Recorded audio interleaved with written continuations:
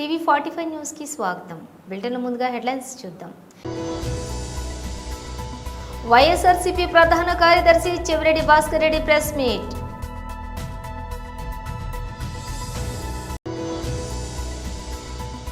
తెలంగాణ భవన్లో బీఆర్ఎస్ నాయకులు press meet.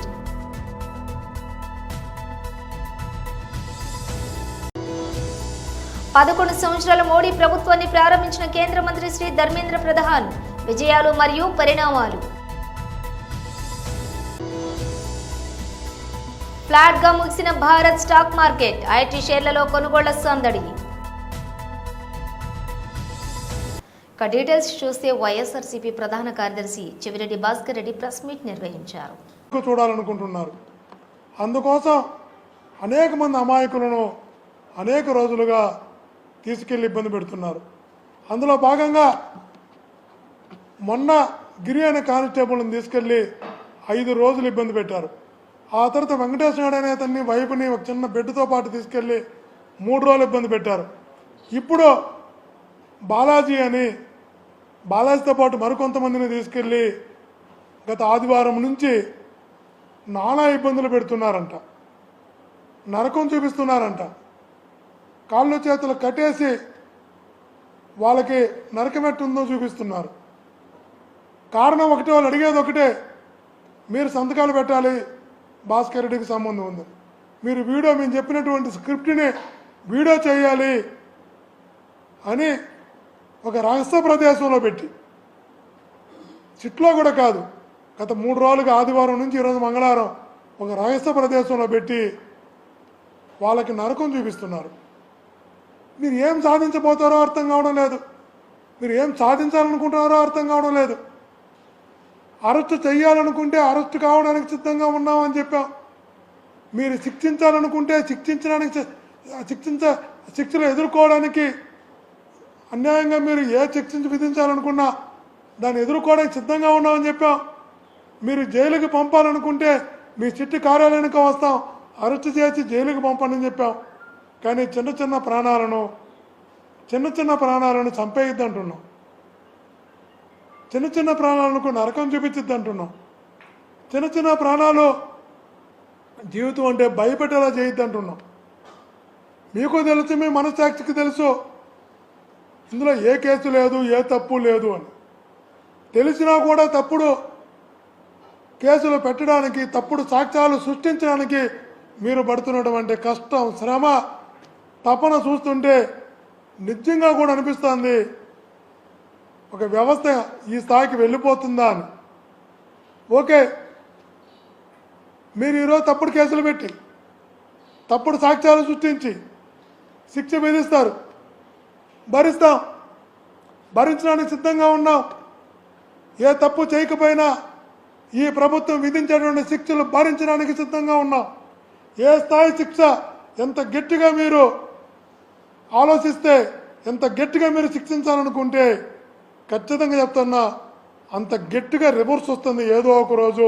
తప్పుడు కేసులు ఎప్పుడు కూడా నిలవవో, తప్పుడు సాక్ష్యాలు ఎప్పుడు కూడా నిలవవు అనే విషయాన్ని గుర్తుంచుకోమని చెప్తున్నా. ఇంకొకరు కూడా చెప్తున్నారంట, కొన్ని పేర్లు రాసుకున్నారంట. ఏ అనే పేరు కసిరెడ్డి రాజు పేరు చెప్పాలి. తెలంగాణ భవన్లో బీఆర్ఎస్ నాయకులు ప్రెస్ మీట్ నిర్వహించారు. ఎక్కువ మంది వల్ల ఆర్డినరీ బస్సులు ఎక్కువ అందుబాటులో లేకపోవడం వల్ల విద్యార్థులు మెట్రోకి వెళ్ళే అవకాశం ఉంటాయి. కాబట్టి వీళ్ళు చాలా మంది బస్ పాసులు కూడా ఆర్డినరీ బస్సులు కాకుండా ఇవాళ మెట్రో డిలక్స్ పాసులను తీసుకొని మల్టిపుల్గా ఏ బస్సులైనా ప్రయాణం చేయొచ్చనే ఉద్దేశంతో విద్యార్థులు ఇవాళ ఎక్కువ మంది మెట్రో డిలక్స్ పాసులు తీసుకొని వీళ్ళ ప్రయాణం చేస్తూ ఉంటారు విద్యార్థులు.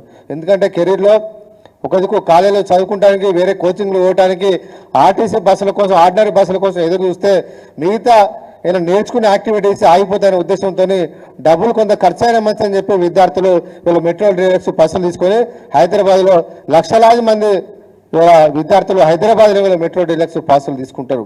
అలాంటి విద్యార్థుల మీద ఇవాళ ప్రభుత్వం భారం వేయడం వల్ల దాదాపు నెలకు 350 రూపాయలు ఒక్కొక్క విద్యార్థి మీద భారం వేయడం వల్ల సంవత్సరానికి 630 కోట్ల రూపాయలు ఇవాళ విద్యార్థుల మీద అదనపు భారం పడడం ఇది సరైన పద్ధతి కాదని చెప్పి ఇవాళ ప్రభుత్వం డిమాండ్ ఇస్తూ ఉన్నాం.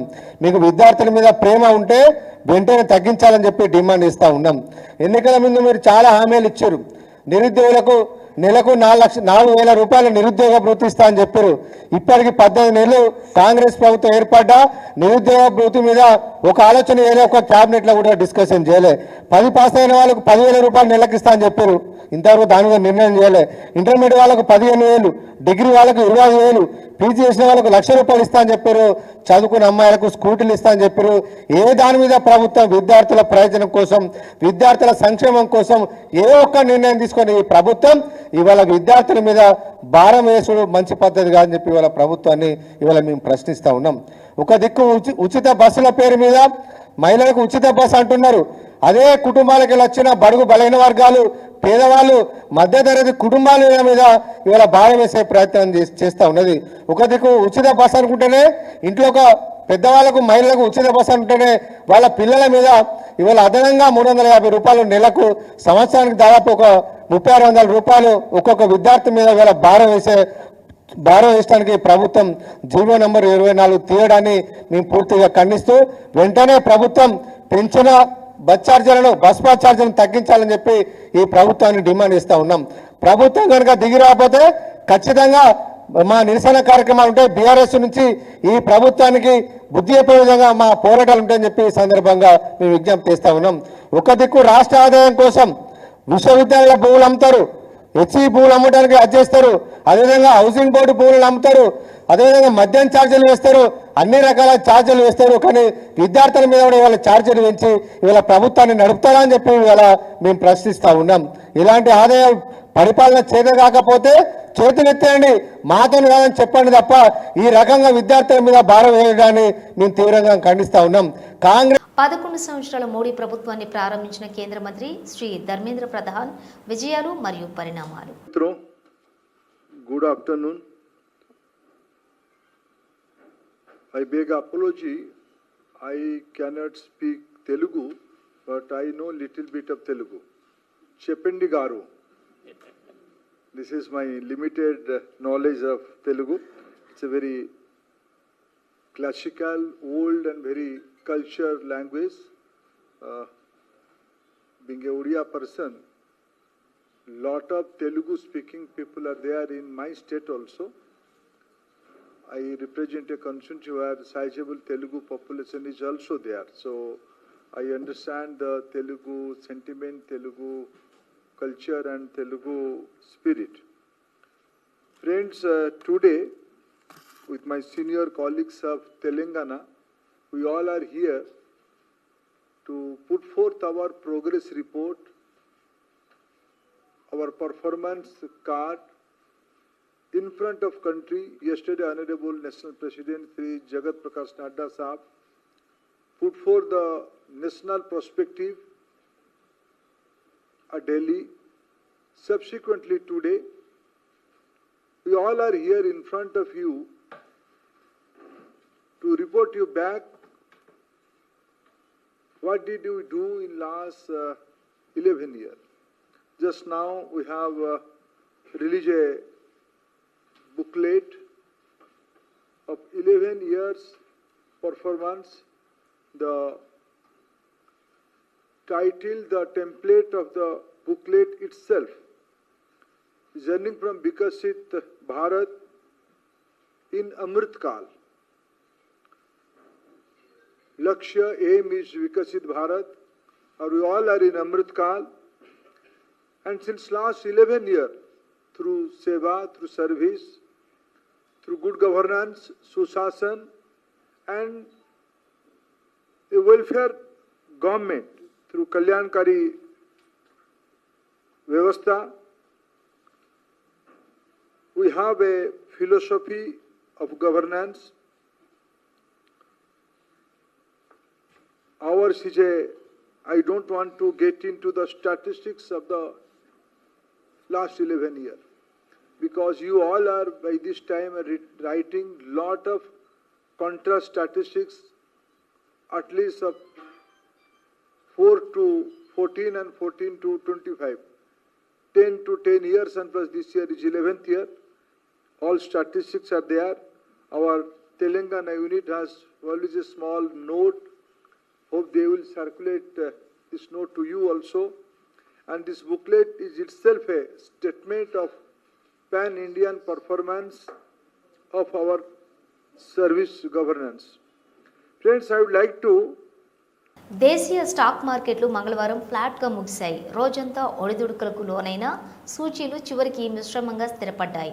సెన్సెక్స్ 53.49 పాయింట్లు స్వల్పంగా నష్టపోయి 82,391.72 వద్ద ముగియగా, నిఫ్టీ కేవలం 1 పాయింట్ లాభపడి 25,104.25 వద్ద స్థిరపడింది.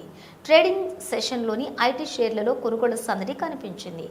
నిఫ్టీ ఐటీ ఇండెక్స్ 1.67% మేర లాభపడింది. అయితే దీంతో పాటుగా pharma, FMCG, metal, media, energy, commodities రంగాల సూచీలు కూడా లాభాల్లో ముగిశాయి. అయితే auto, PSU, banking, financial services, realty, మౌలిక సదుపాయాల రంగాల షేర్లు అమ్మకాల ఒత్తిడికి గురై నష్టాలను చవిచూశాయి.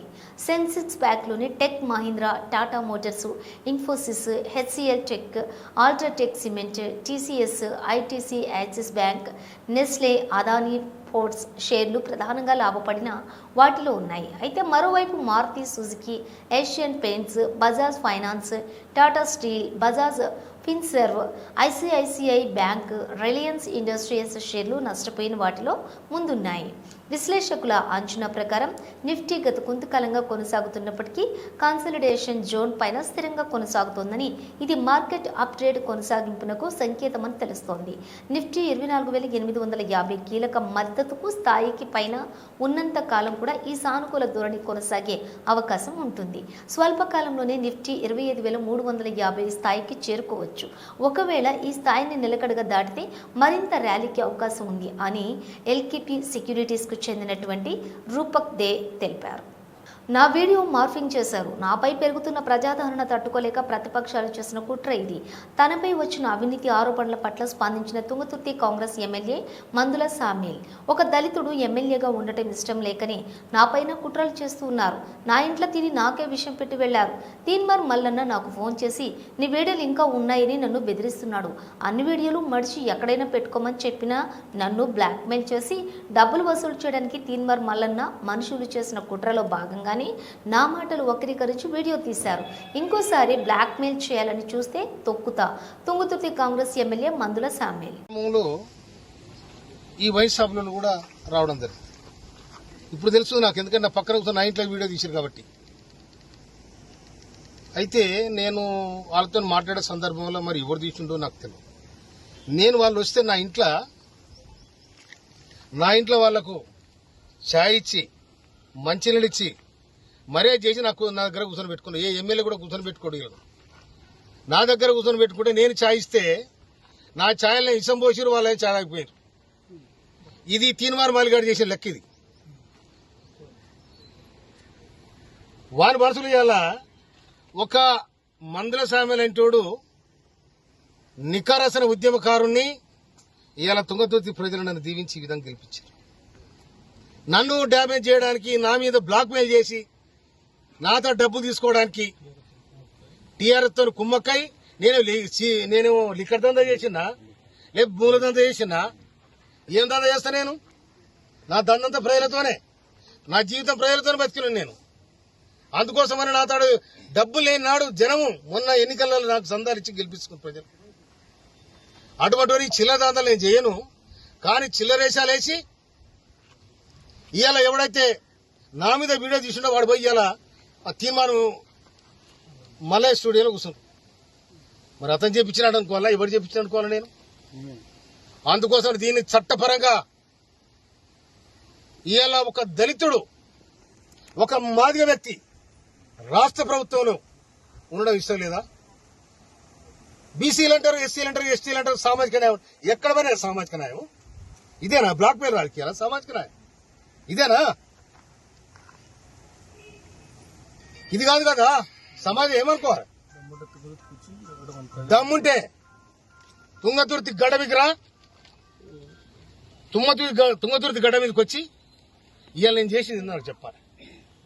లేకపోతే దీని చట్టపరంగా నేను తప్పకుండా చర్య తీసుకోవడానికి ప్రభుత్వాన్ని విజ్ఞప్తి చేస్తాను. నా ఇంట్లో తిని నా ఇంట్లో ఇష్టం కలిపిపోతే ఇంతకంటే ద్రోహం ఏముంటది? వాటిని నాకు ఫోన్ చేసి ఇంకా నీ వీడియోలు ఉన్నాయంటే వీడియోలు అన్ని మలిచి నూక్కోరా నువ్వు, అన్ని మలిచి నూక్కో, ఏడు నువ్వు నూక్కో కొడక. మళ్ళా కనుక ఇది వస్తే తొక్కి నేను కదరే తొక్కబో చూసుకో. నేను మందల సాబరెడ్డి ఏమనుకున్నారు మీరు? నేను మా కార్యకర్తలు తలుచుకుంటే న్యాయం కోసం తుంగతుర్తి పోరుగడ్డ కొట్టని గడ్డ ఇది.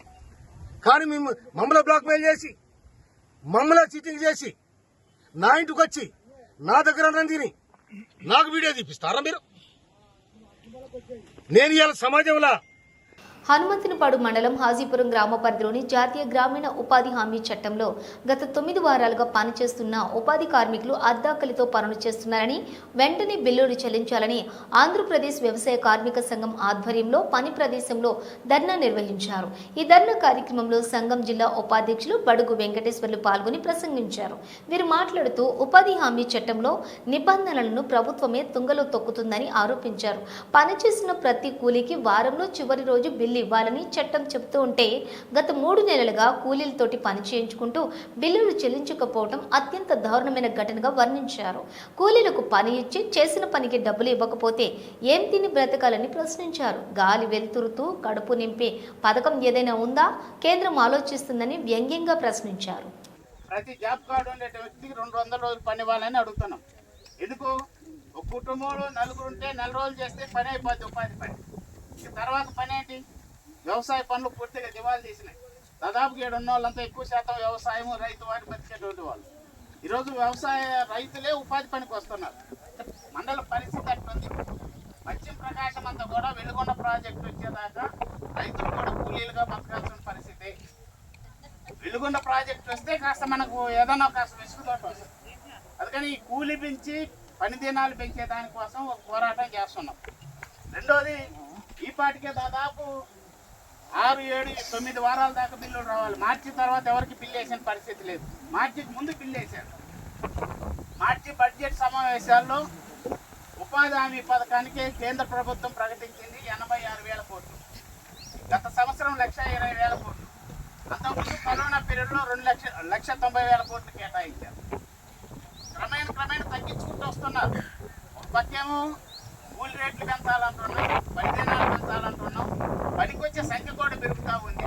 ప్రభుత్వం మాత్రం నిధులు తగ్గించుకుంటూ వస్తుంది.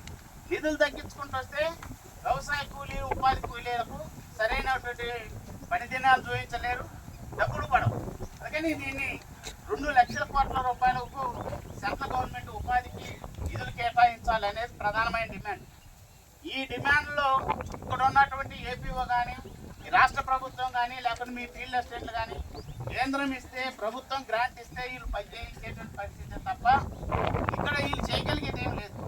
మనం ఒకవేళ 10 రూపాయలు అదనంగా అయ్యి, లేకుంటే మెజర్మెంట్స్ చూసేయి ఒకరోజు సర్దుబాటు చేసుకొని చెప్పగలిగమే తప్ప మొత్తం ఈ పథకం మొత్తం, నిర్మాణం మొత్తం, నిర్వహణ మొత్తం కేంద్ర ప్రభుత్వం. గతంలో మేట్లు ఉండేవాళ్ళు, ఇప్పుడు కూడా కొంతమంది మేట్లు ఉన్నారు. గత 5 సంవత్సరాలు మేట్లు లేరు, మేట్లను తీసేశారు. ప్లేసిప్లు ఇచ్చేవాళ్ళు. ప్రతి కూలికి ఎన్ని రోజులు పనిచేశారు, రోజు కూలి ఎంత పడింది అనేది గతంలో ప్లేసిప్లు ఇచ్చారు. ప్లేసిప్లు తీసేశారు. రెండవది, ఉపాధికి సంబంధించిన దాంట్లో ఇప్పుడు ఉన్నటువంటి దాంట్లో చాలా ఇబ్బందికరమైన పరిస్థితులు ఉన్నాయి. ప్రమాదాలు జరిగి పత్రికల్లో చూస్తున్నారో లేదో, కనీసం రోజువారీ 2-3 ఉపాధి పనికి పోయి వస్తానో, పని చేస్తానో, ఏదో ఒక సందర్భంలో యాక్సిడెంట్లు అవటమో, చనిపోవడమో జరుగుతుంది. హైదరాబాద్లోని సుప్రసిద్ధ బల్కంపేట ఎల్లమ్మ దేవాలయంలో మంగళవారం ప్రత్యేక పూజా కార్యక్రమాలు జరిగాయి. ఈ సందర్భంగా అమ్మవారికి విశేష అలంకరణ చేసి ప్రత్యేక ఆరాధనలు నిర్వహించారు. తెల్లవారుజాము నుంచి ఆలయ పండితులు వేద మంత్రోచ్చరణల నడుమ ఎల్లమ్మ తల్లికి కుంకుమార్చన చేశారు. అమ్మవారి మూల విరాట్టును యాపిల్స్, వివిధ రకాల సువాసన భరితమైన పుష్పాలతో సుందరంగా అలంకరించారు. ఈ ప్రత్యేకత అలంకరణలోని అమ్మవారు భక్తులకు కనువిందు చేశారు. ఈ పూజా కార్యక్రమాలలో పాల్గొనేందుకు మహిళలు పెద్ద సంఖ్యలో ఆలయానికి తరలివచ్చారు. అమ్మవారిని దర్శించుకుని తమ మొక్కులను చెల్లించుకున్నారు. తెల్లవారుజాము నుంచే ఆలయ ప్రాంగణం భక్తులతో కిటకిటలాడింది. అమ్మవారి దర్శనం కోసం భక్తులు బారులు తీరారు. ఆలయ నిర్వాహకులు భక్తులకు ఎలాంటి అసౌకర్యం కలగకుండా ఏర్పాట్లు పర్యవేక్షించారు. బులెటిన్ ముగించే ముందు హెడ్లైన్స్ మరోసారి. వైఎస్ఆర్సీపీ ప్రధాన కార్యదర్శి చెవిరెడ్డి భాస్కర్ రెడ్డి ప్రెస్ మీట్.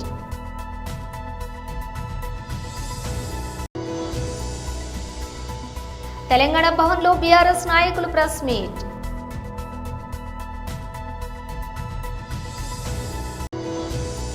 11 సంవత్సరాల మోడీ ప్రభుత్వాన్ని ప్రారంభించిన కేంద్ర మంత్రి శ్రీ ధర్మేంద్ర ప్రధాన్ విజయాలు మరియు పరిణామాలు. ఫ్లాట్ గా ముగిసిన భారత్ స్టాక్ మార్కెట్, ఐటీ షేర్లలో కొనుగోళ్ల సందడి.